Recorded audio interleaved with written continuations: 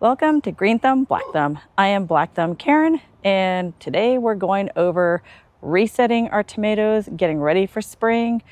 Got to deal with the tomato beds. Just complete reset. So let's get into it.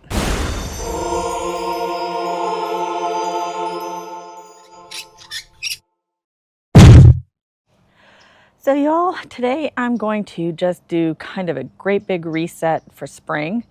I am really frustrated with this year.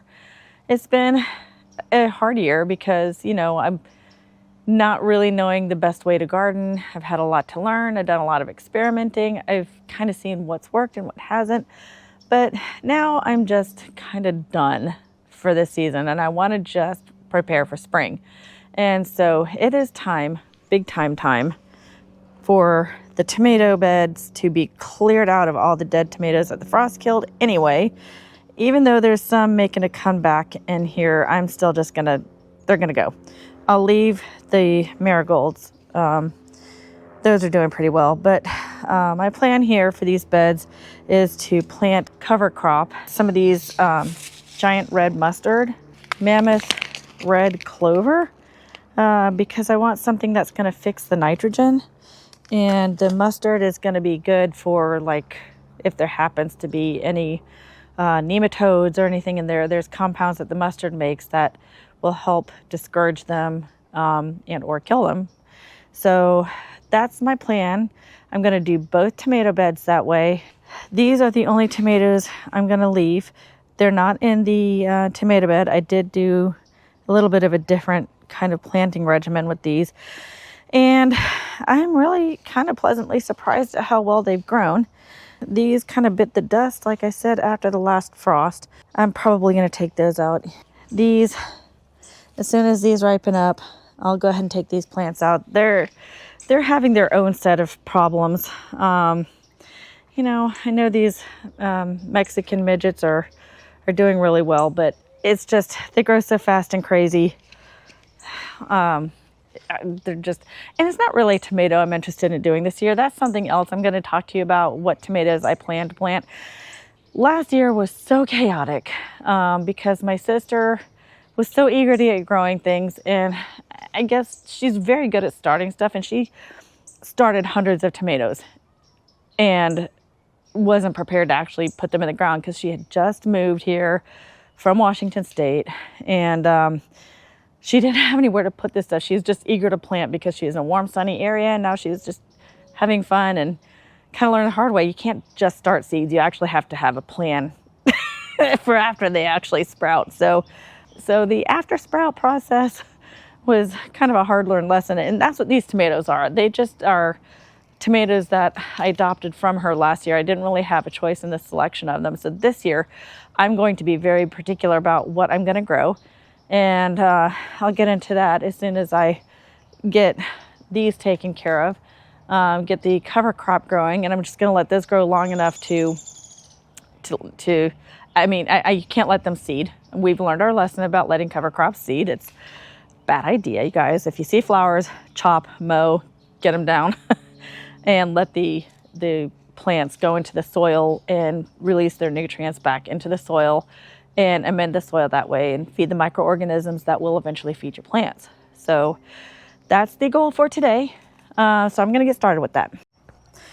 So you guys, I'm pulling up my very old tomato plants from in that area under my little shade house that I had over the summer. These should have been pulled up so long ago. But they started getting this little leaf syndrome and I couldn't figure out why. And then as I was pulling up the roots, can you see that? See how they're all knotted? Probably root knot nematode.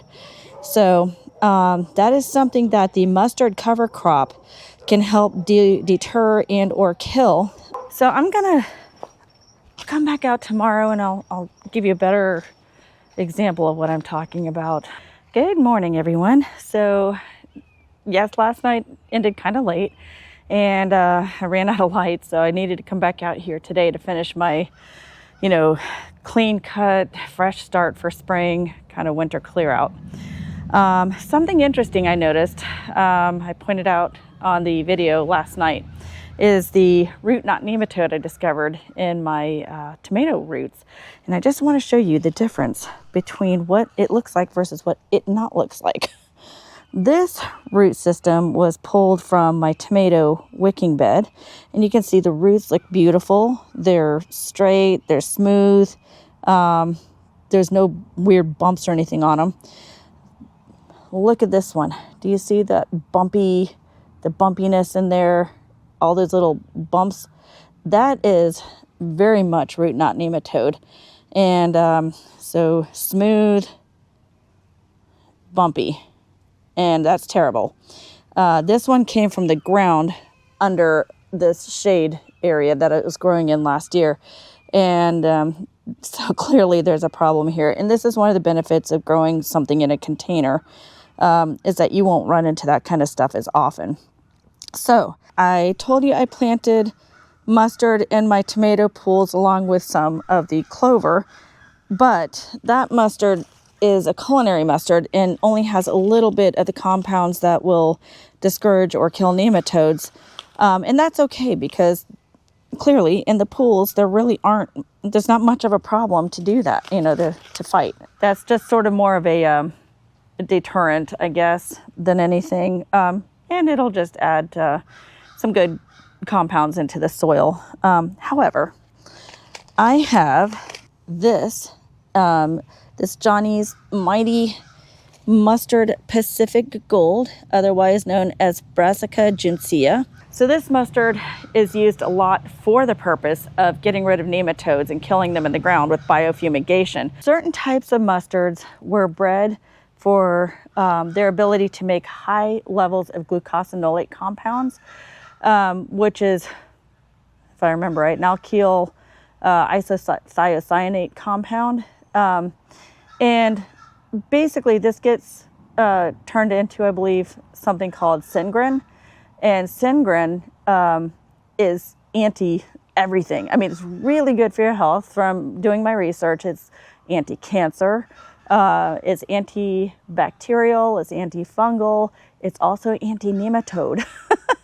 And this will it'll biofumigate your ground. So the way you do it is, as a cover crop, you will grow this. And when it gets near to flowering, that's apparently when these compounds are at their highest.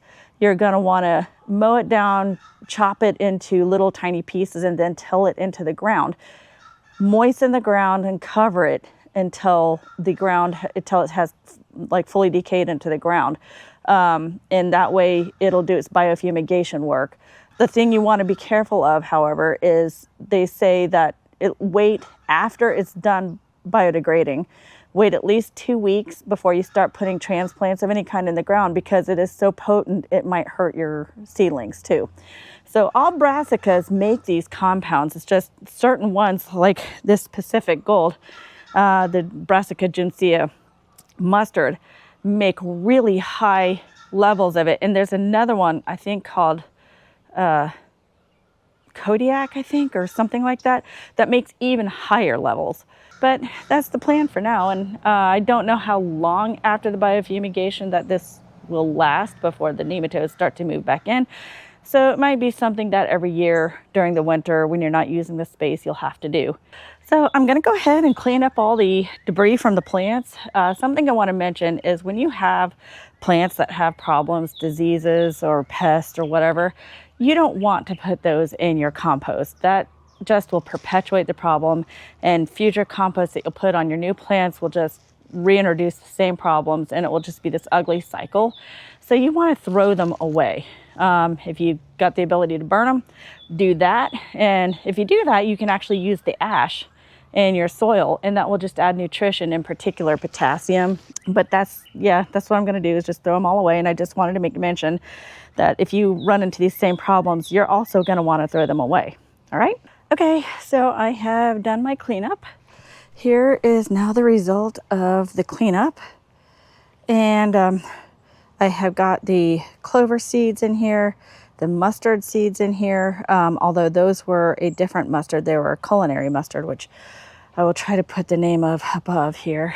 I showed you earlier in the video on the packet. I didn't add any clover or mustard to these guys. I just wanted to show you because I was talking about this in terms of general spring cleaning. I have gone through here and cleaned up all of my tomatoes that were growing here, and these guys have been doing really well. And I just cleaned up the leaves that were down at the bottom here, finished stringing them on their little trellis, and then got rid of the tomatoes that died, trimmed up the ones that were in trouble but looked like they could survive. So that's my spring cleaning for there, and these are the only tomatoes that are staying here if they can survive the winter and go into spring. Otherwise, they change too. These strawberries, they're gonna stay the way they are. Here is very old tomato pool. So in here I have put the clover and the Brassica gentiana mustard, the strong mustard. Same thing under here in my shade house in general. The mustard will not help this organism. He is going to keep watch. Hi, Billy. Hi, Billy. He is the hold my beer, watch this kind of guy. So I'm hoping that this will become a usable growing space again, because it is nice in the summer to have this shade cloth over it, that 40% shade cloth. And things here previously did quite well before, I guess, the nematodes got to them and destroyed them all. So, all right, y'all. I guess now we just hurry up and wait, and we'll see how this all works out later. So something else I want to do with regard to my reset for spring is I've kind of, over the last year, neglected my compost pile. And compost is so good for the plants, you guys. It is just, they love it. So I have this one by hand. I'm, one of those hot compost pile. This is one I've been neglecting, but I cleared out the alfalfa hay that I had in my tomato pools earlier, dumped it here in my compost pile. And what an unfortunate thing. I've got some sort of beautiful, cute curvet growing here, but they have tried to grow things in compost before and they always die. I don't know. It looks great now. If I were to probably not touch this compost, it might do great, but I am going to touch it. So the thing I'm going to do with this is I'm going to turn it. You got to keep it wet. Part of the way you keep hot compost going, first of all, it has to be a certain volume. There has to be, I think, like 3 cubic feet or so, maybe 2 cubic feet. It's not like huge, but it's got to be big enough to generate some warmth with the fresh nitrogen containing ingredients that you put in there. So by nitrogen, that means like the fresh greens, the moist leaves that you put in. You don't want to put things with seeds in there. You just keep composting it. No, I don't have a compost thermometer. I do every so often stick my hand in there just to see if it's warm, and if it feels warm, I know things are doing right. If your compost ever stinks like rot, it is very wrong. Something's very wrong with it. But basically, I can't even remember the ratio of nitrogen to carbon. I'll have to see if I can put that here. I have to look that up again. Honestly, I probably should pay more attention to that, but I probably put about 1/3 nitrogen, or 1/3 green, basically the nitrogen, to 2/3 of the browns, which is what they call the carbon source. It's dead things, cardboard, dead leaves, dead grass. If you've got grass clippings, oh gosh, those like heat up in minutes after you put them in a compost pile. I mean minutes, they get hot. Anyway, I have neglected this. I have asked my neighbor for some chicken poo-poo. So that is a very high nitrogen containing ingredient you can put into compost. Okay, so something else I'm going to do with my compost, something I did a long time ago, and I think this is a very worthwhile thing to do, is I'm going to make biochar. It's really pretty easy. I know there's a lot of videos out there that say, oh, you got to make this nutrient solution and bubble it up and let it go for X many days or whatever. Probably that is ideal, but if you're not into commercial biochar making, there is a really good way to do it. It's a slower way to do it, but it is a good way to do it. What you need to do is take natural charcoal, okay? Not those compressed briquettes or anything. It's got to be like wood that has been made into charcoal, just burned, okay? And then when you open up the bag, it should look like chunks of wood that are black. And when you rattle the pieces together, it should almost sound like glass, just lightweight, charcoal that looks like black wood. Then you can take that and crush it up any way you see fit to. Maybe you could use a sledgehammer. I personally will put it, I know this may be not the best way to do this, but it works. I put it in a lawn bag and then I run my car over it several times, and that does crush it up pretty well. Maybe I should try a hammer also. That might help get the last bits that the car doesn't get. But the car does like the general crushing really well, really fast. But you want it to be very small, like really small, gravelly, pebbly, very small bits. Then you just throw it, take the powder, throw it into your compost. This is where the magic happens. So biochar is not charcoal. It needs to be loaded, and that's what this is going to do.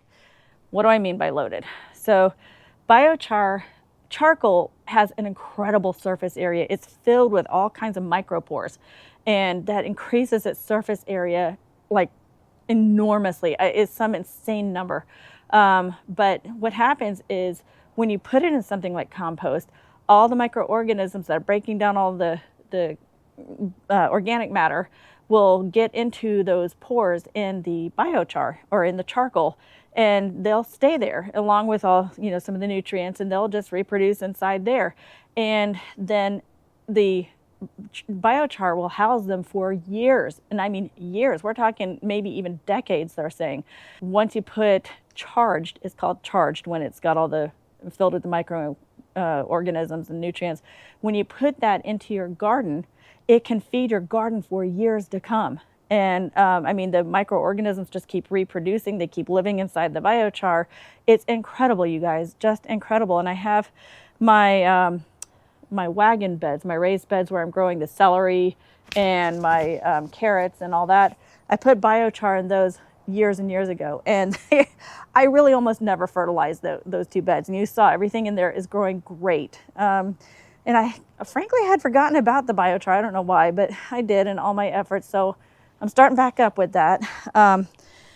But you put the broken down charcoal bits and pieces and powder into your compost pile, and you leave it there until this is fully composted. It will take all that time to get the bacteria to get in there, to live, for it to get charged. And you just come out here, keep your compost pile moist. That's really important, moist. But you have to keep it wet. And in the summertime, during the dry periods, moisture is critical. Whenever I turn it, which if I'm keeping up with it, it's about twice a week I do that.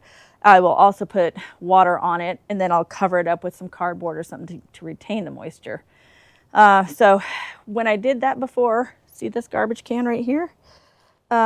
This was about half filled with amazing compost, and I mean amazing. When I added it to my plants, again, out in the front yard where I'm growing the carrots and the celery and all that, I put a lot of the compost from here into the beds out there. And again, those things have gone crazy. They're still going crazy. I had tomatoes in there. The only time I really successfully grew tomatoes was the year I started all of this. And I got over 1 pound sized tomatoes out there. They were amazing. It was Black Beauty tomatoes and yellow brandywines. And they were just, I was getting like 1.4 pound tomatoes, like many of them. So that's why I'm gonna go ahead. This is part of my reset. I am kind of really frustrated with this last year. I'm fairly happy with my winter garden, but again, last season was kind of born out of chaos. Again, my sister sprouting 1,000 seeds. I didn't really have a choice in what I was growing. I just kind of grabbed them and tried to grow them, and it's kind of hard to keep up with an instant garden that was unplanned. And but at this point, I've got a good start on what I'm going to do. And now I'm going to go sit down and I'm going to plan out exactly what seeds I'm going to start. And this month, before this month is over, I'm going to select out which tomatoes I'm growing, and I'm going to start growing tomatoes probably in the beginning of February. It's January 9th. It is time to get hopping on our garden for spring because it's already warm enough out here, y'all. Warmer weather is just around the corner.